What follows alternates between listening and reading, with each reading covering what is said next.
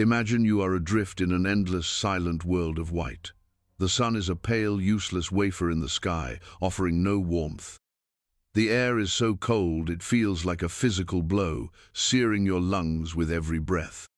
Your ship, once a symbol of mankind's dominion over nature, is now your frozen tomb, trapped in ice that groans and shrieks like a dying beast.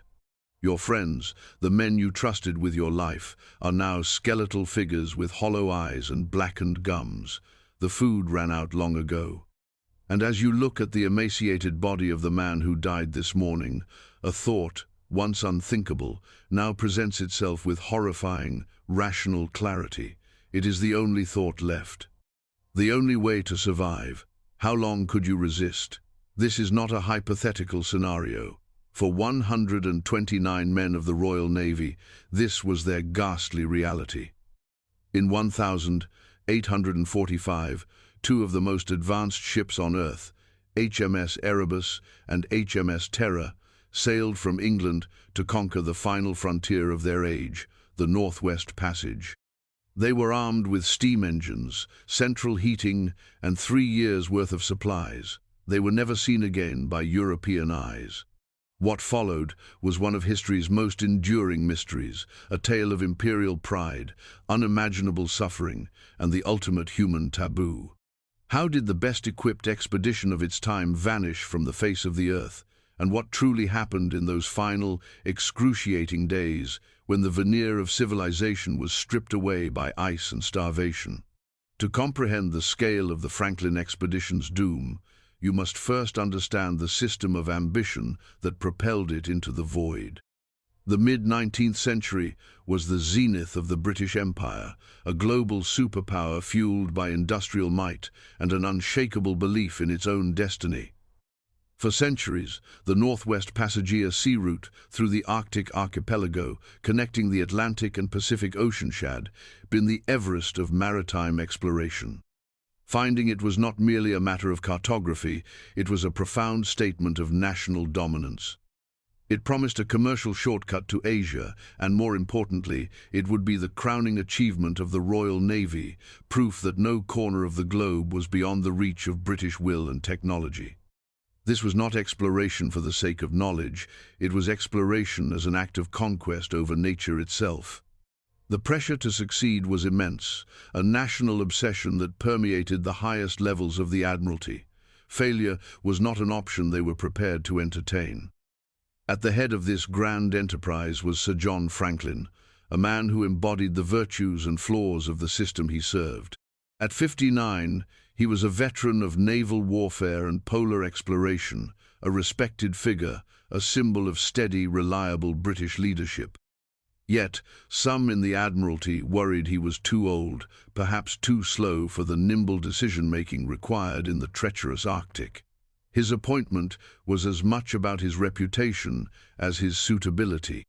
His second-in-command, Captain Francis Crozier, was in many ways his opposite.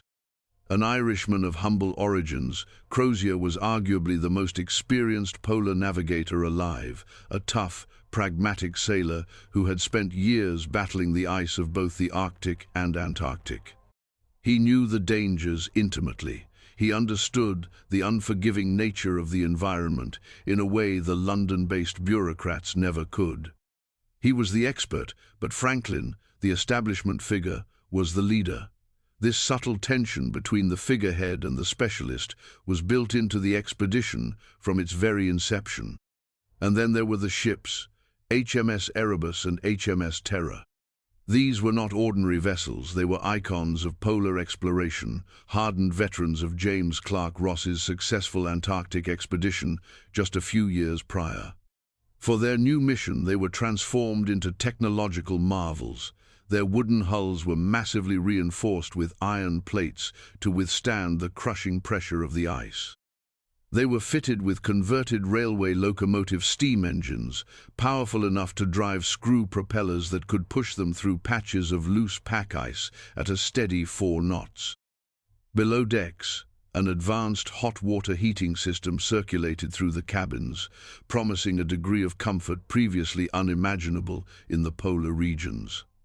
The larders were stocked with a staggering quantity of provisions, over 0 kilograms of flour, 0 kilograms of salted beef and pork, and most critically, more than 0 tins of canned meats, vegetables and soup.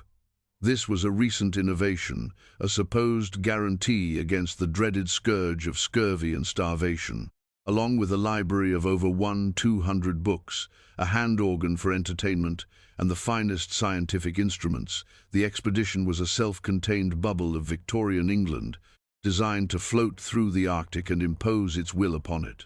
As they sailed from Greenhithe on the Thames on May 19, 1845, amidst cheering crowds and patriotic fervour, the men of the Erebus and Terror had every reason to believe they were invincible. The initial stages of the journey unfolded just as the meticulous planners at the Admiralty had hoped. The ships crossed the Atlantic, resupplied in the whaling ports of Greenland, and by late July 1845 were last seen by 2 whaling vessels, the Prince of Wales and the Enterprise, in Baffin Bay, waiting for favourable ice conditions to enter Lancaster Sound, the gateway to the Northwest Passage. The captain of the Prince of Wales reported that the officers were in high spirits, confident of their success within the year. After that, a curtain of silence fell. For 2 years, the British public and the Admiralty waited, expecting news of a triumphant return. When none came, the first flickers of anxiety began to spread. But the first concrete evidence of the expedition's fate would not be found for another 5 years, and it painted a picture of routine, not disaster. In 1850, a search party discovered the site of their first winter encampment. From 1845 to 1846 on Beechey Island. The scene was orderly, almost mundane. There was a small ruined stone structure, a garden plot, and remnants of a workshop and observatory. And there were 3 graves, marked with wooden headboards, leading stoker John Torrington, Royal Marine William Braine, and able seaman John Hartnell.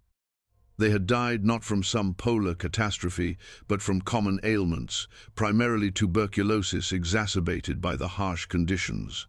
Their burials were proper, their graves carefully constructed. It was a somber but reassuring discovery.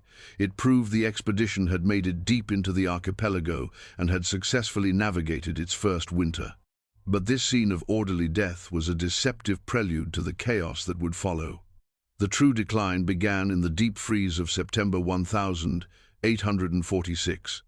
Having successfully navigated Peel Sound and the strait now named after Franklin, the Erebus and Terror found themselves off the northwest coast of a desolate, barren slab of limestone and frost-shattered rock known as King William Island. This was a notorious ice trap, a place where the currents conspired to jam the sea ice into a dense, immovable mass. On September 12, the ice closed in around the ships, and this time it did not let go. They were frozen fast. This was an expected part of Arctic exploration. They had ample supplies for just such a scenario. They settled in for their second winter. But as the brief, frigid summer of 1847 arrived, a collective dread must have settled over the 129 men. The ice did not break up. The sun, circling the horizon for 24 hours a day, was powerless against the immense ancient fields of multi-year ice that held them in a death grip. The ships remained locked in place, drifting slowly, helplessly southward with the frozen sea. A second unplanned winter was now an inevitability. Hope began to curdle into a grim, gnawing fear.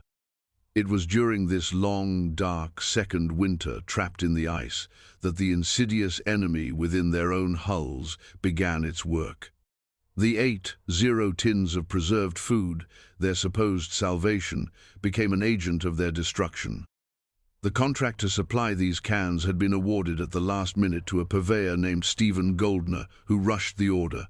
The canning technology was new, and his methods were catastrophically shoddy.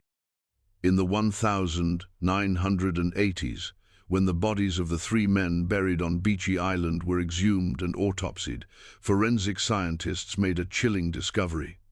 Their tissues contained staggeringly high levels of lead.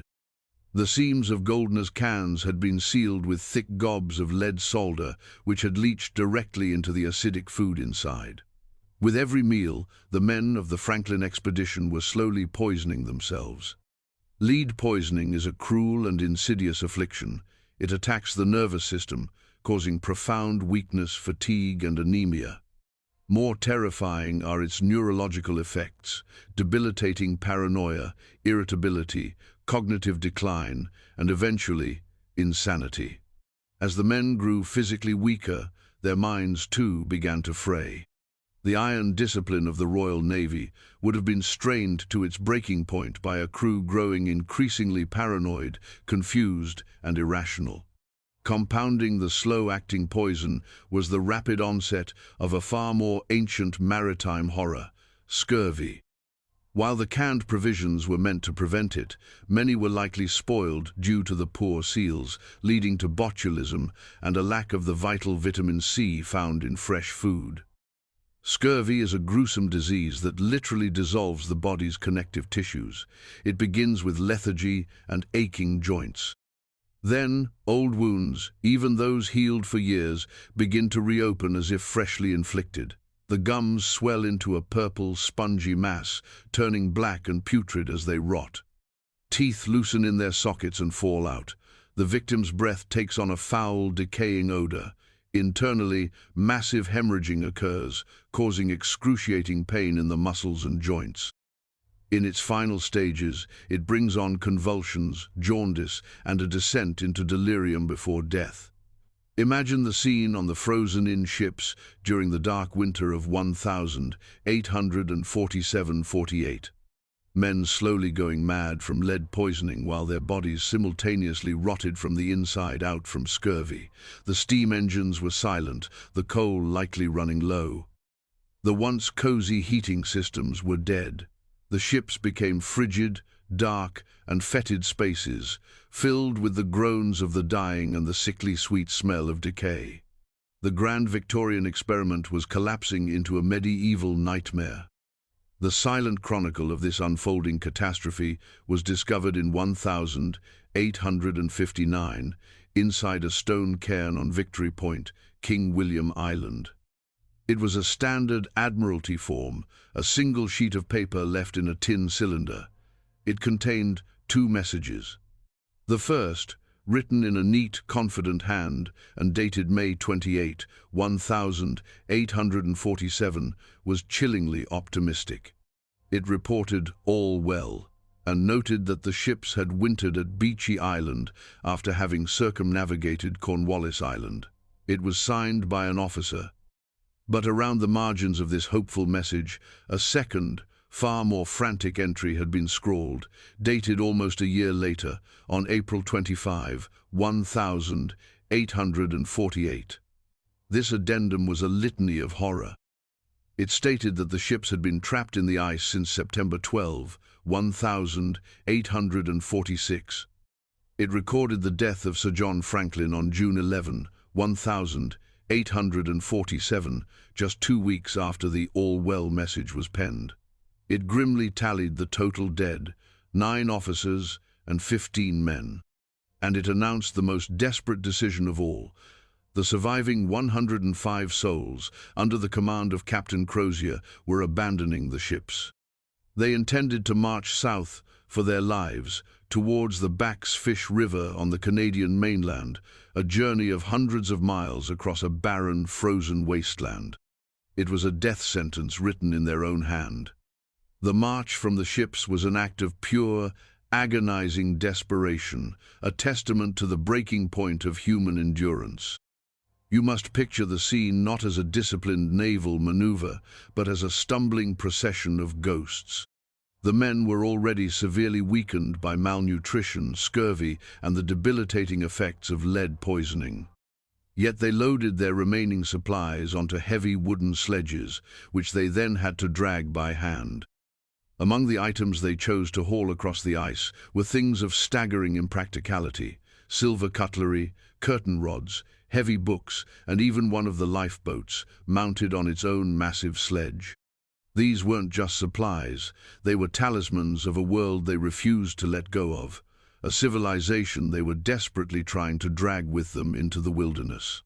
The physical effort would have been beyond excruciating. Each step on the jagged sea ice or the frost-shattered rock of King William Island would have sent jolts of pain through their scurvy-racked limbs. The landscape itself was a form of psychological torture, a flat, featureless expanse of white, offering no shelter, no food, and no hope. The sun, when it appeared, caused a blinding snow glare, while the wind sliced through their woolen uniforms, driving the cold deep into their bones. They were walking skeletons, hauling the coffins of their own hope southward. It was here, on the brutal shores of King William Island, that the final and most terrible taboo was broken. The accounts of the local Inuit, gathered years later by the Hudson's Bay Company explorer John Ray, are unflinching in their descriptions. They spoke of finding a trail of corpses stretching south from the abandoned ships. They described seeing a group of about 35 white men, gaunt and wild-eyed, dragging a boat and sledges. The Inuit noted that these men were thin, but that they had cooked and eaten some of their dead companions. Further, Inuit testimony described a camp south of what is now known as Erebus Bay, a place littered with human remains. At a site later nicknamed the Terror Camp, they found a tent, overturned sledges, and human skeletons. Some bodies were intact, but others were horribly mutilated. Flesh had been sliced from the limbs. Skulls were found smashed open, and inside the cooking pots left at the camp, they found human flesh. This was not a frenzied, savage act. The archaeological evidence discovered over the next century and a half confirms the Inuit stories with chilling precision.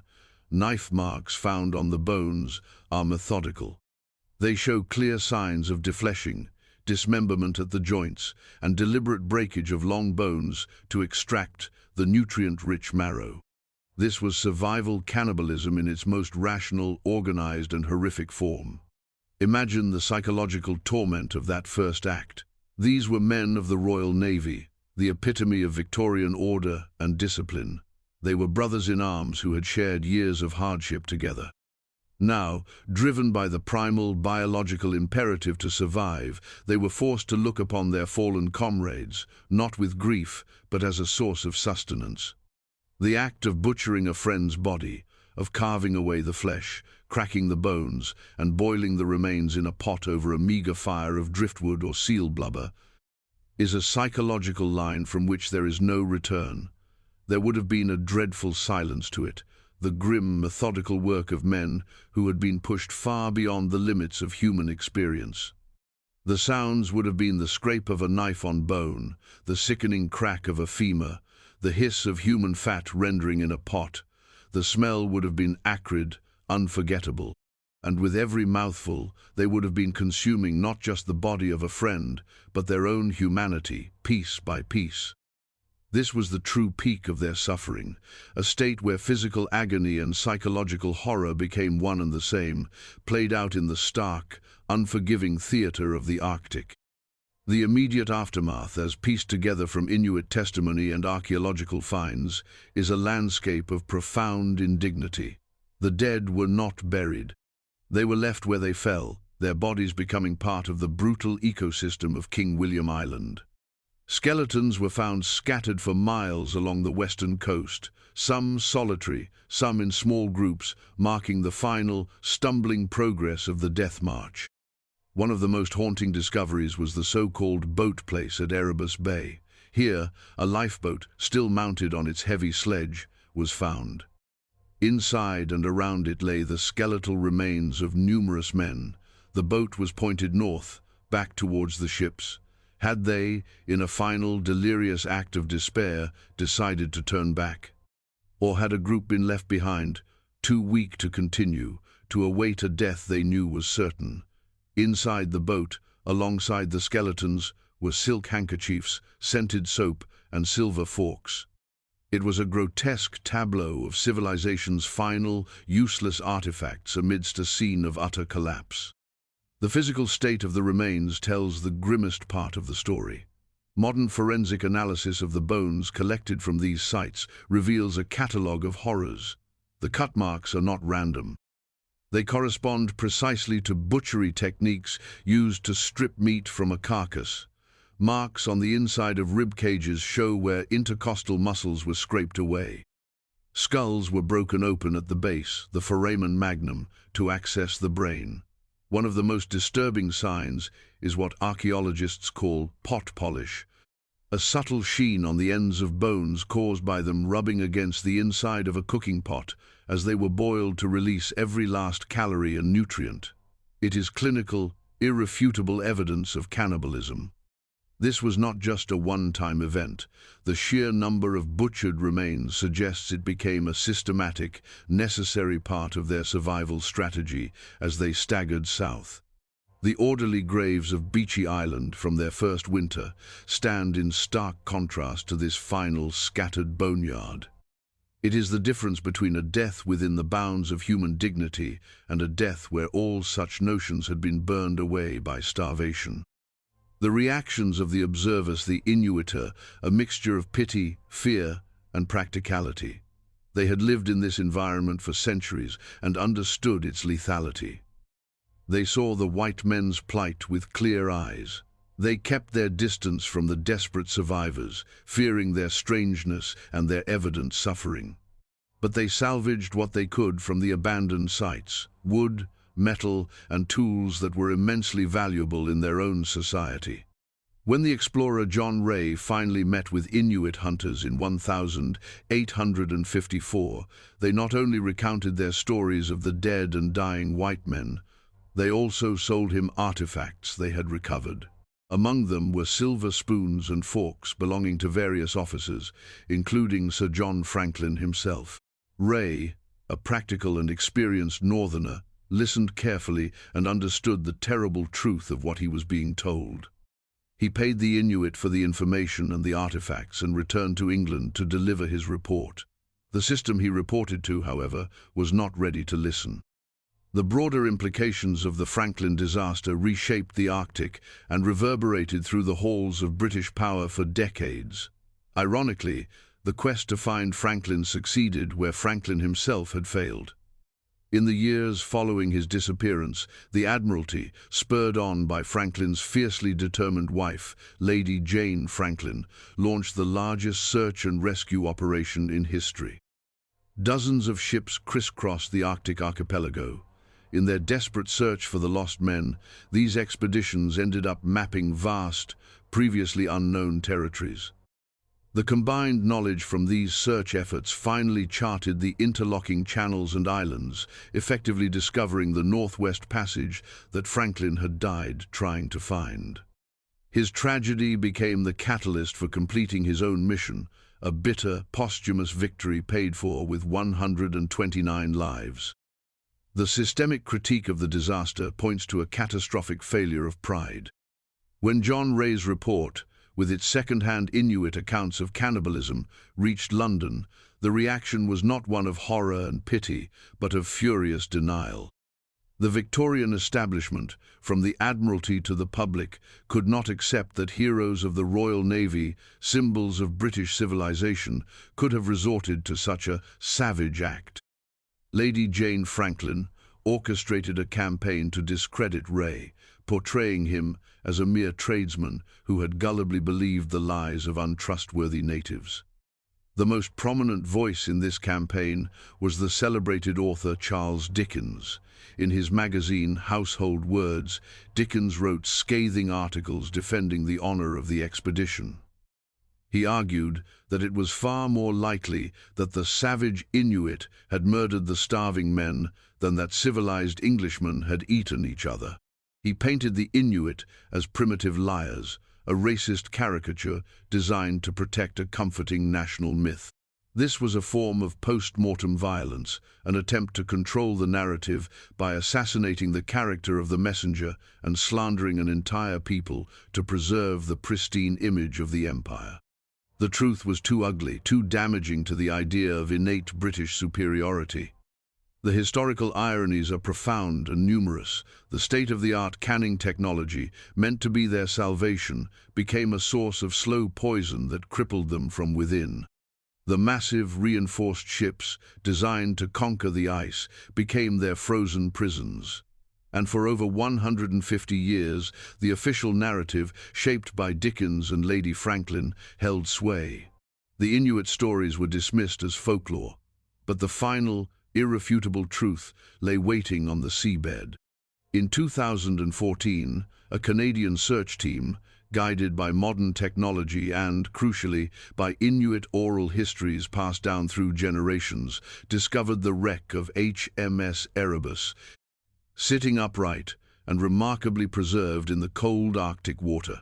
2 years later, in 2016, the wreck of HMS Terror was found in a nearby bay, in even more pristine condition. The discoveries were a stunning vindication of the Inuit knowledge that the British establishment had so arrogantly dismissed. The truth had been there all along, preserved in the stories of the people who knew the land, waiting for a world willing to listen. We return, then, to that image of the two proud ships sailing from England, banners flying, the very embodiment of confidence and power. We contrast it with the final, grim reality: skeletal men in a frozen wasteland, their minds clouded by poison, their bodies rotting with disease, performing the methodical, horrific task of butchering their friends to survive another day. The story of the Franklin expedition is not just a mystery or an adventure gone wrong. It is a chilling parable about the limits of technology and the boundless arrogance of empire. It is a lesson written in the ice, a testament to the fact that no amount of pride or preparation can protect you from a truth you are unwilling to see. The ice did not care about the British Empire. The cold did not respect the Royal Navy. Starvation did not recognize the concept of civilization. This historical horror echoes into our own time with unsettling relevance. The dismissal of Inuit oral history is a stark reminder of the danger of ignoring indigenous knowledge in favor of so-called expert opinion, a lesson we are still struggling to learn in an age of climate change and environmental crisis. The public and media campaign to discredit John Ray and deny the truth of cannibalism was an early, potent example of how powerful interests can manipulate a narrative to protect a cherished ideology, a phenomenon we now see daily in the battle over information and disinformation online. The Franklin saga is a cautionary tale about overconfidence in our own systems, a warning that our complex technologies and societal structures can collapse in spectacular and horrifying ways when faced with unforeseen pressures. It reminds us that our own civilization is a fragile veneer, easily stripped away when the systems we rely on fail. The ultimate lesson, preserved in the cold Arctic waters and written in knife marks on human bone, is one of humility. It is a story that should force us to look at our own world, our own certainties, and ask what inconvenient truths we might be choosing to ignore and what the terrible price of that ignorance might be.